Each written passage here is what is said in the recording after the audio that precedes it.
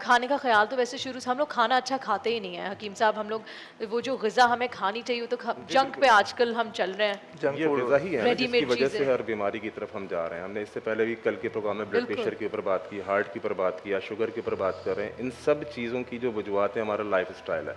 हमारे सोने उठने का रूटीन गलत हो चुका है, हमारे खाने-पीने का निज़ाम गलत हो चुका है।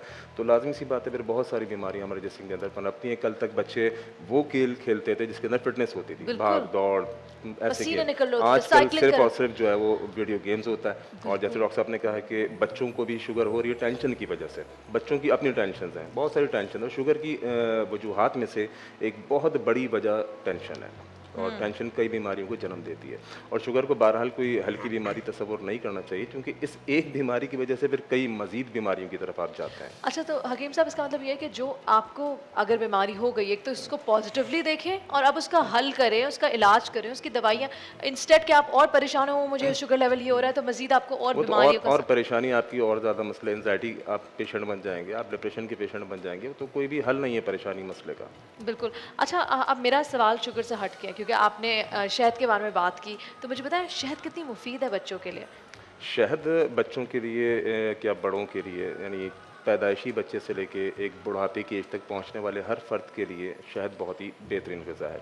ये ग़िज़ा भी है, दवा भी है, शिफ़ा भी है। जिसे अल्लाह के नबी अलैहिस्सलातु वस्सलाम ने ख़ुद रिकमेंड किया हो, जिसे अल्लाह रब्बुल आलमीन ने कुरान में शिफ़ा कहा हो, तो उसके तो शिफ़ा होने में कोई भी शक राई तो के क्या दाने निहार मुँह एक चम्मच शहद बच्चों को एक खिला है, दें? उसके इस्तेमालात मुख्तलिफ हैं। अब जैसे आपने वज़न को कम करना है, तो वज़न के कम करने में भी यही शहद काम करेगा, ग्रोथ के लिए भी, मास गेनिंग के लिए भी ये शहद काम करेगा। तरीक़ेकार डिफरेंट हो जाएँगे।